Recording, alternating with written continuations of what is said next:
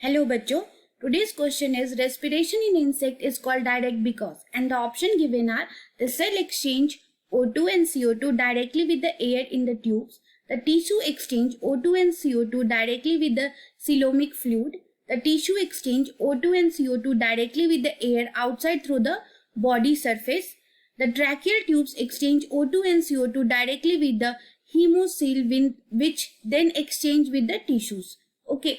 सो हम देखते हैं इस क्वेश्चन में क्या बोल रहा है कि रेस्पिरेशन इन इंसेक्ट को डायरेक्ट बोलते हैं. क्यों? बिकॉज यहाँ पे जो इंसेक्ट्स में जो रेस्पिरेशन होता है, इंसेक्ट्स में रेस्पिरेशन जो होता है वो डायरेक्ट होता है. अब क्यों होता है? बिकॉज ये जो है ना सीलोमिक फ्लूइड से इंडिपेंडेंट होती है. अब हम अगर कंपेयर करें तो क्या होता है कि जब आप मैमल्स और हायर एनिमल्स की बात करते हैं तो वहां पे क्या होता है कि O2 और CO2 का जो एक्सचेंज होता है वो होता है ब्लड के थ्रू.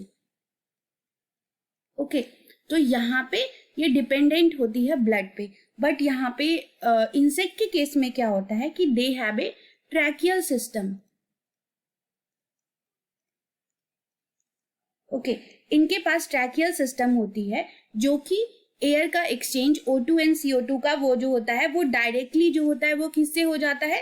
ट्यूब से हो जाता है. सो यहाँ पे ये जो सिस्टम है वो डायरेक्ट है. तो हम ऑप्शन देखते हैं the sale exchange O2 and CO2 directly with the air in the tubes. This is the right answer. अब बोल रहा है कि directly with the coelomic fluid, तो ये रॉन्ग ऑप्शन हो गया. The O2 exchange directly with the air outside through the body surface, ये भी गलत हो गया. और हीमोसील के साथ तो एक्सचेंज नहीं होता है. तो हमारा यहाँ पे आंसर क्या हो जाएगा? A is the right answer. Thank you, best of luck.